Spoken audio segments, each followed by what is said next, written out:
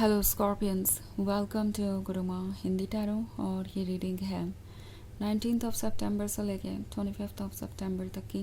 तो चलिए देखते हैं आपके लिए क्या मैसेजेस हैं एंड आप क्या एक्सपेक्ट कर सकते हैं अपनी लव लाइफ में। Messages for Scorpions.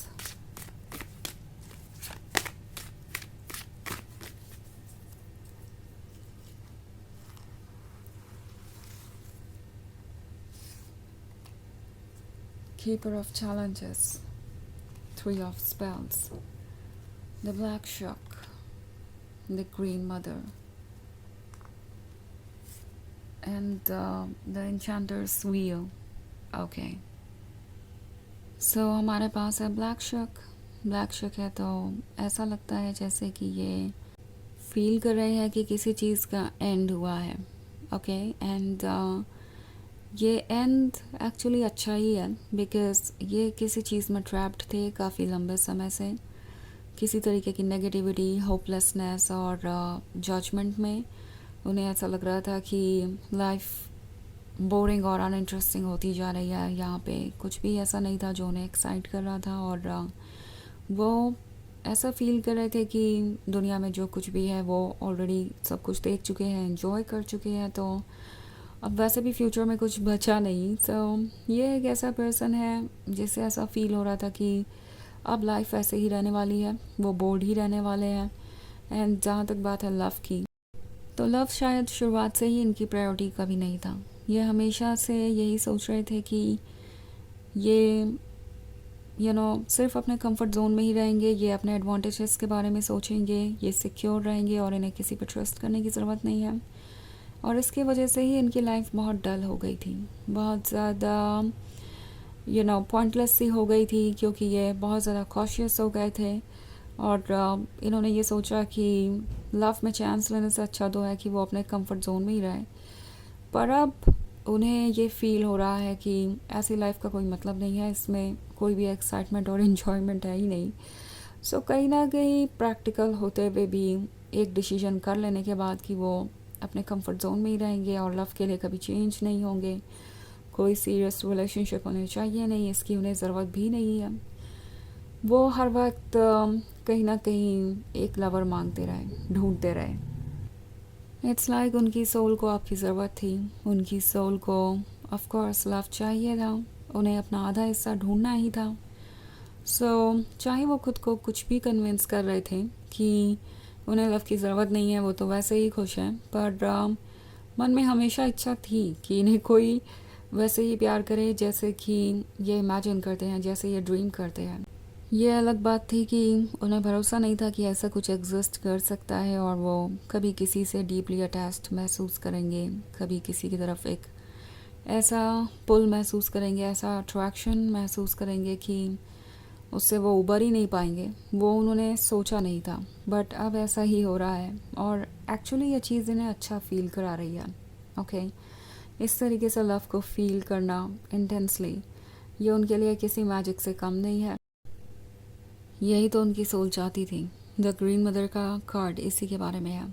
आपका क्लोज होना उनके लिए एक ब्लेसिंग है। उन्हें लगता है कि वो हील कर रहे हैं, वो बेटर फील कर रहे हैं, इस रिलेशनशिप को वो इन्जॉय करना चाहते हैं, वो अपने आप को फ्री करना चाहते हैं डाउट और इनसिक्योरिटी से, ताकि वो खुल के इस रिलेशनशिप को इन्जॉय कर पाएँ, अपनी फीलिंग्स एक्सप्रेस कर पाएँ। उनकी सोल अब ऑलरेडी उन्हें कह रही है कि उन्हें ट्रस्ट करना चाहिए अपने ऊपर और आपके ऊपर, लाइफ को मौका देना चाहिए और लाइफ को एंजॉय करना चाहिए। बिकॉज़ ये उन लोगों में से है जो हमेशा बहुत डिसिप्लिन्ड रहे। ओके हमेशा कॉशियस होकर ही चलें कि अगर उन्होंने ऐसा किया तो क्या हो जाएगा, अगर उन्होंने वैसा किया तो क्या हो जाएगा।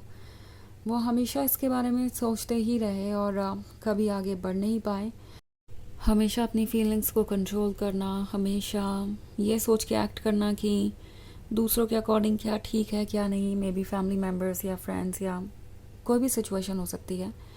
इनके खुद के लिए बहुत स्ट्रिक्ट रूल्स रहे हैं, इन्होंने खुद को बहुत ज़्यादा डिसिप्लिन किया है, कंट्रोल किया है और उसके वजह से ही लाइफ में वो बहुत कुछ इन्जॉय नहीं कर पाए। बिकॉज़ वो कभी भी इस डर से फ्री ही नहीं हो पाए कि अगर वो अपने रूल्स को फॉलो नहीं करते हैं तो उसका अंजाम क्या होगा। वो हमेशा अपने आप को सेफ़ और सिक्योर रखना चाहते थे और इसी की वजह से उन्होंने कभी कुछ ऐसा किया ही नहीं जो उनके अकॉर्डिंग था और जो उनका मन किया। अब द एन्चेंटर्स व्हील का कार्ड है, तो ये फील कर रहे हैं जैसे कुछ तो चेंज हो रहा है लाइफ में। एक ऐसी अपॉर्चुनिटी मिली है जब वो खुल के जी सकते हैं, जब वो अपने आप को एक मौका दे सकते हैं और अपनी फीलिंग्स को फॉलो कर सकते हैं। सो ये काफ़ी अट्रैक्टेड फील कर रहे हैं आपसे और इनकी सोल इस वक्त बहुत ज़िद्दी हो गई है। ये जो चाइल्ड आप देख रहे हैं ये इनके इनर चाइल्ड के बारे में है जिसे इन्होंने सप्रेस कर दिया। वो चाइल्ड जो कि फ्री होके जीना चाहता था, जो कि इंजॉय करना चाहता था लाइफ, पर उन्होंने हमेशा उसे डिसिप्लिन रखा और कभी फ्रीडम दी ही नहीं। सो वो ट्रॉमा अब बाहर आ रहा है और इनकी सोल अब फ्री होकर इंजॉय करना चाहती है ज़िंदगी को। सो चाहे वो जितनी भी आप कोशिश करें अपने आप को डिसिप्लिन करने की, ईगो को सुनने की और लाइफ को कंट्रोल करने की, जैसा कि वो आज तक करते आए हैं, फिर भी कुछ नहीं बदलेगा। क्योंकि अभी भी कोशिश कर रहे हैं कि वो अपनी फीलिंग्स को कंट्रोल में रखें और एकदम से कुछ जाहिर ना करें या आप पे ट्रस्ट ना करें, पर ये वर्क नहीं करने वाला। बिकॉज़ अब उनकी सोल उन्हें कंट्रोल कर रही है और उनकी सोल फ्रस्ट्रेटेड है उनके माइंड और ईगो से। इसीलिए उन्हें कुछ चेंज तो लाना ही पड़ेगा और वैसे भी वो ये चेंज एंजॉय कर रहे हैं, बस इस बात को लेके श्योर नहीं है कि आगे क्या होगा, इसीलिए पीछे हटना चाहते हैं। तो ये एक जनरल रीडिंग है, ये सबसे रेजोनेट नहीं करेगी। एनर्जी रिवर्स हो सकती है अगर आप क्रॉस वॉचर हैं। इसके अलावा अगर आप पिछले वीक की रीडिंग या ईयरली रीडिंग देखना चाहें तो उसका लिंक आपको डिस्क्रिप्शन बॉक्स में मिल जाएगा हमेशा की तरह। तो चलिए आगे बढ़ते हैं और देखते हैं और क्या मैसेजेस हैं आपके लिए। Messages for scorpions, child of spells, 9 of visions, 8 of visions, 2 of challenges and the hermit. Okay, so child of spells है। उन्हें लगता है जैसे कि आप कोई मैजिक है उनकी ही सोल का, उनके ही सबकॉन्शियस माइंड का। आखिर ऐसा कैसे हो सकता है कि आप उनके लिए इतने परफेक्ट हैं और आप इतने ज़्यादा अट्रैक्टिव है उनके लिए।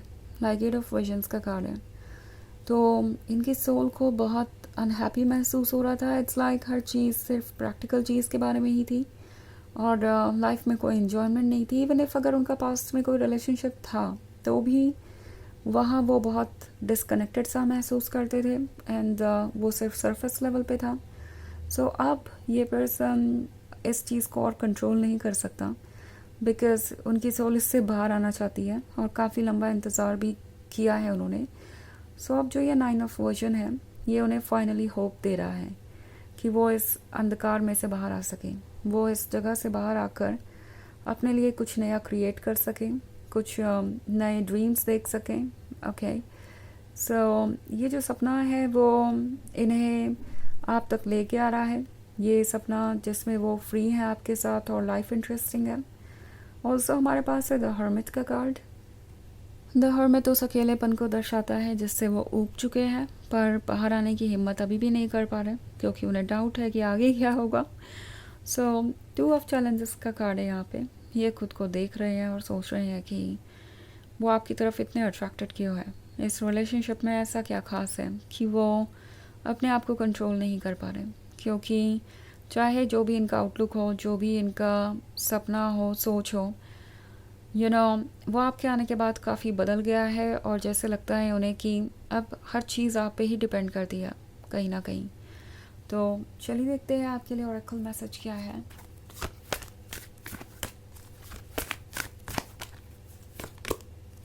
Dual call, Dharma unfolding. Remember that you are on a path. Take one step at a time to happiness. तो ये कार्ड आपसे कह रहा है कि आप एक पाथ पे हैं, एक लंबी जर्नी पे हैं और आपको एक एक कदम आगे बढ़ना होगा लाइक ऑब्वियसली हर कोई चाहता है कि उन्हें तुरंत रिजल्ट देखने को मिल जाए और वो तुरंत अपने गोल तक पहुंच जाए, पर पेशेंस रखना पड़ेगा, ये कुछ वक्त लेगा, बट रिजल्ट भी आपको वैसा ही मिलेगा। सो आप हैप्पीनेस की तरफ जा रहे हैं, ट्रस्ट कीजिए यूनिवर्स पे। तो यह है रीडिंग इस वीक की। आई होप आपको अच्छी लगी होगी। Thanks for watching. Till next video, bye.